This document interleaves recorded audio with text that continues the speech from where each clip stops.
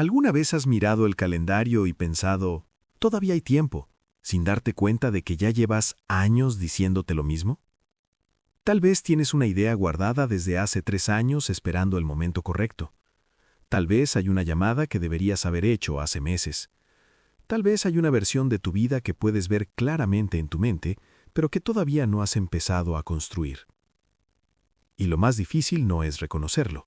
Lo más difícil es que no duele lo suficiente como para obligarte a cambiar.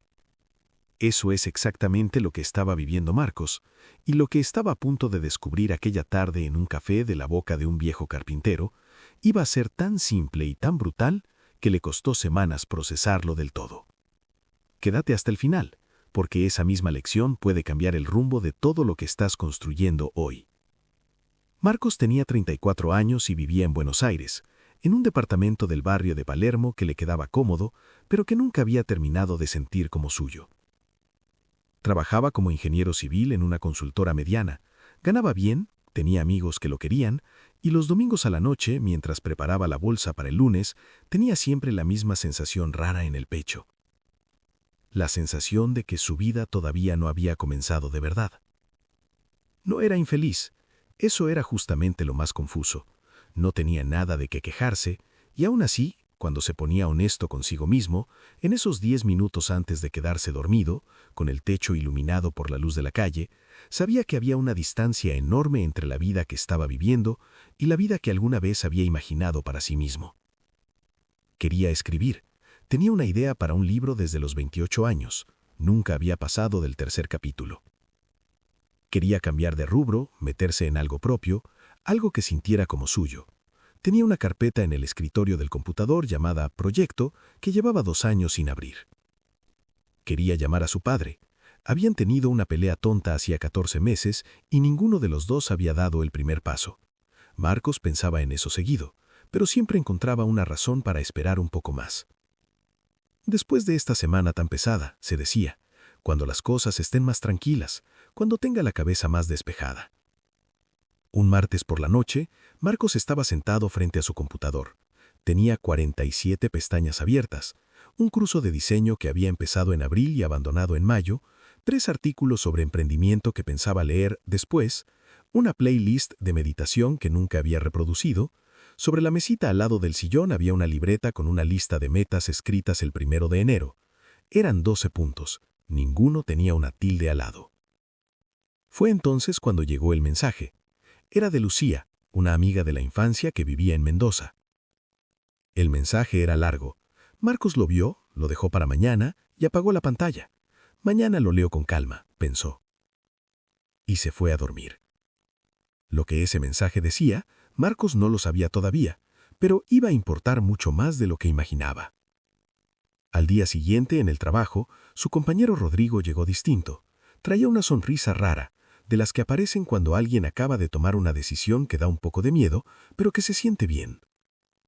«Marcos, che, ¿te cuento algo?», le dijo mientras ponían agua para el mate. «Renuncié». «¿Renunciaste?». «Sí, me voy a Bariloche. Voy a abrir una posada con mi hermano. Llevamos 2 años planeándolo y esta semana dijimos, ahora o nunca». Marcos se quedó mirándolo. Rodrigo era ingeniero igual que él. Habían entrado a la consultora el mismo año. Tenían casi la misma edad. «¿Y no te da miedo?», preguntó Marcos. Rodrigo se encogió de los hombros con una calma que Marcos no supo bien cómo interpretar. «Miedo me daría quedarme otros 10 años pensando en hacerlo». Esa frase le quedó dando vueltas todo el día. La escuchó mientras revisaba planos, mientras contestaba correos, mientras esperaba el subte. «Miedo me daría quedarme otros 10 años pensando en hacerlo». Esa noche llegó a casa, se sentó en el sillón y por primera vez en mucho tiempo no abrió el computador.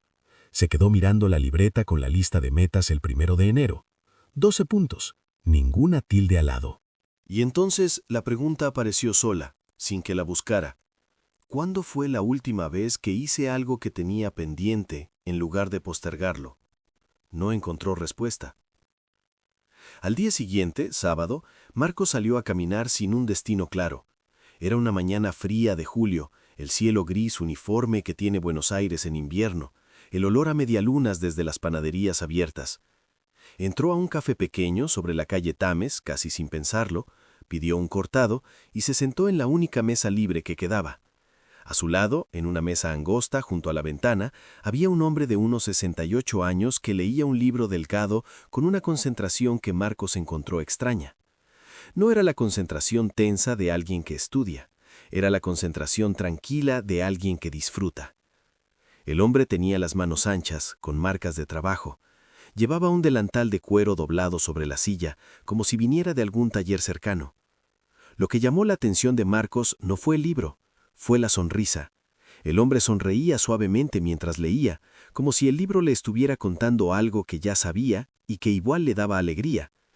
Marcos no era de los que hablan con extraños, pero ese día algo lo empujó. «Perdón», dijo, «¿qué está leyendo?» El hombre levantó la vista. Tenía los ojos claros, con arrugas profundas en las comisuras, de las que deja el sol. «Un libro que escribió mi hijo», respondió con una voz tranquila. «Lo leo cada tanto». «¿Es bueno?» El hombre consideró la pregunta un momento antes de responder. «Es el mejor que he leído, no porque sea perfecto, sino porque sé lo que le costó escribirlo». Marcos no supo bien qué responder a eso. Hubo un silencio que no resultó incómodo. «¿Usted trabaja cerca?», preguntó Marcos mirando el delantal. «Tengo un taller de carpintería a 2 cuadras. Don Aurelio», se presentó el hombre extendiendo la mano. «Marcos, ingeniero civil». Don Aurelio asintió como si eso le dijera algo más de lo que decía. «¿Y cómo le va con el tiempo, Marcos?». Fue una pregunta rara. Marcos la procesó. «Bien, supongo. Siempre poco, pero bien». Don Aurelio cerró el libro con cuidado y lo apoyó sobre la mesa. «¿Le puedo mostrar algo?». Sin esperar respuesta, metió la mano en el bolsillo del delantal y sacó 2 pedazos de madera. Uno era un bloque compacto, sin tocar, con los bordes limpios. El otro era notablemente más pequeño, deslastado, casi la mitad del primero. «Este», dijo, señalando el bloque entero, «es lo que tiene usted ahora. Tiempo, energía, años por delante, todavía sin usar». Marcos lo miró sin entender del todo hacia dónde iba eso. Entonces don Aurelio sacó del mismo bolsillo una hoja de lija fina, casi transparente. La apoyó sobre el bloque entero y empezó a pasarla, despacio, con movimientos suaves. «¿Lo escucha?», preguntó. Marcos escuchó. Era casi nada, un susurro. Así suena un día que pasa sin que usted haga lo que importa. Casi nada, no duele, apenas se nota. Pero mire lo que queda después de 1000 días así. Señaló el bloque desgastado. Marcos sintió algo en el estómago. No era un pensamiento todavía, era más físico que eso. «El problema», continuó don Aurelio, guardando los pedazos de madera, «no es la pereza. La gente perezosa al menos sabe que no está haciendo nada. El problema es la ilusión, la idea de que el tiempo que tiene hoy no es el tiempo definitivo, que el tiempo de verdad, el tiempo en que va a empezar a vivir como quiere, ese llega después». «¿Y no llega?», preguntó Marcos, aunque sospechaba la respuesta. Don Aurelio lo miró con una calma que era casi amabilidad. «Llega, pero no como usted espera. Llega y le pregunta qué hizo con todo lo que tuvo antes». Marcos apretó el vaso del cortado entre las manos. Quiso decir algo inteligente. No encontró nada. «Yo también pensé que había tiempo», dijo don Aurelio, con una voz que bajó apenas. «Con mi hijo. Peleamos cuando él tenía 27 años por una tontería que ninguno de los dos recordaría hoy. Y yo pensé, ya vamos a hablar, ya se va a pasar. Hay tiempo». Hizo una pausa, miró el libro sobre la mesa. «Murió a los 41, infarto, sin que yo le hubiera dicho lo que tenía que decirle». Marcos no dijo nada. No había nada que decir. «Este libro», dijo don Aurelio tocando la tapa con las yemas de los dedos, «lo encontré entre sus cosas. No sabía que escribía. Nunca me lo contó. O tal vez sí me lo contó y yo no estaba escuchando porque pensaba que había tiempo para escucharlo mejor después». Hubo un silencio largo. Afuera pasó un colectivo. Alguien pidió un café en la barra. «¿Qué debería hacer?», preguntó Marcos y la pregunta salió más sincera de lo que esperaba. Don Aurelio lo miró directo. «No le voy a decir qué hacer. Usted ya sabe qué hacer. Lo que le falta es dejar de creer que puede hacerlo mañana». Hizo una pausa. «¿Tiene algo pendiente que lleve más de 6 meses esperando?». Marcos pensó en la libreta, en el libro que nunca pasó del tercer capítulo, en su padre. Sí, respondió. ¿Cuántas cosas? Varias. Don Aurelio asintió. Esta noche, antes de dormir, escriba una sola.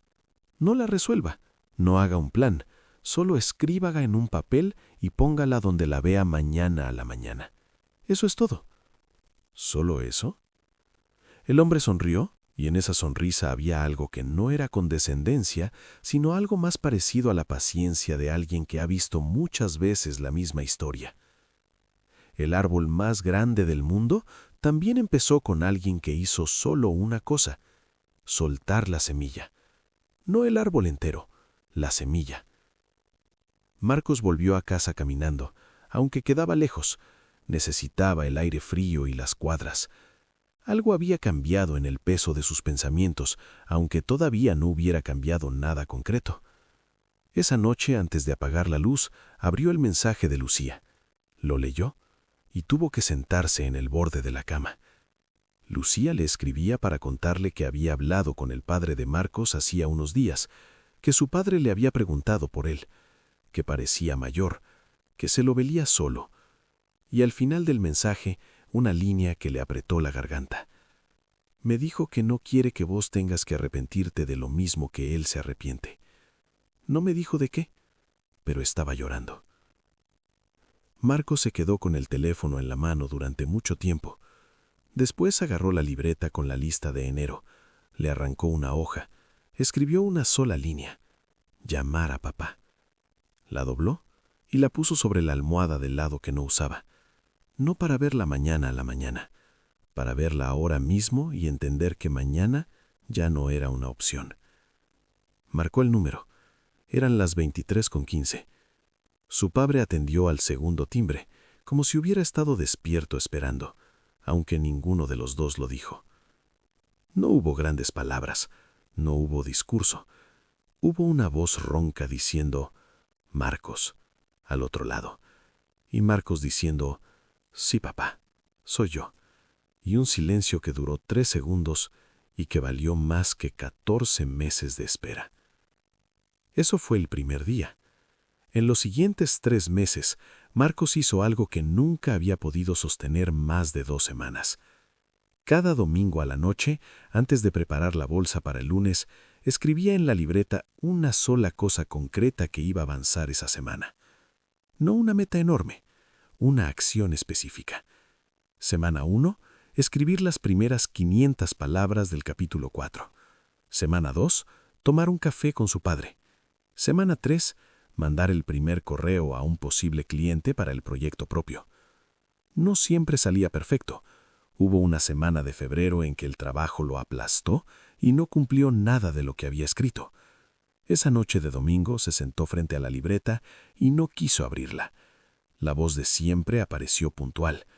¿Para qué, si esta semana tampoco vas a poder?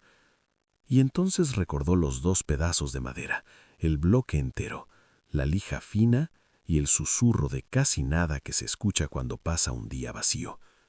No la cerró, la abrió. Escribió la acción de la semana siguiente, y la semana siguiente la cumplió. Al mes 3, el capítulo 4 del libro estaba terminado. No era perfecto, era la cosa más imperfecta que había escrito en su vida, pero estaba terminado. Al mes 5, había tenido 4 reuniones con potenciales clientes para un servicio de consultoría independiente. 2 habían dicho que no. 1 lo estaba evaluando. 1 había dicho que sí. Al mes 6, Marcos y su padre fueron juntos a ver un partido de fútbol, algo que no hacían desde que Marcos tenía 16 años. No hablaron de la pelea, hablaron de cosas de antes, de recuerdos que los dos tenían guardados en el mismo lugar, pero que nunca habían sacado al mismo tiempo. En el camino de vuelta, su padre lo agarró del brazo en la esquina y le dijo, sin mirarlo, «Qué bueno que llamaste». Marcos no respondió nada, pero algo en el pecho se acomodó en un lugar donde había estado suelto mucho tiempo. Un año después de aquella mañana en el café de la calle Thames, Marcos pasó por el taller de don Aurelio. La puerta estaba abierta. Adentro olía a madera fresca y a barniz. Don Aurelio estaba lijando una silla con una concentración tranquila, igual que cuando leía. Marcos se paró en la entrada. El viejo lo vio, apoyó la lija y sonrió con esa sonrisa que no anunciaba nada, sino que simplemente estaba. «¿Y?», dijo. Marcos pensó en todo lo que podría contestar, en el libro, en el cliente, en su padre, en las semanas cumplidas y las semanas falladas y las semanas que había vuelto a empezar. «Hay tiempo», dijo finalmente, «pero ahora lo uso distinto». Don Aurelio asintió una vez, como si eso fuera exactamente lo que esperaba escuchar. Volvió a la silla, siguió lijando, y Marcos entendió que no hacía falta decir más.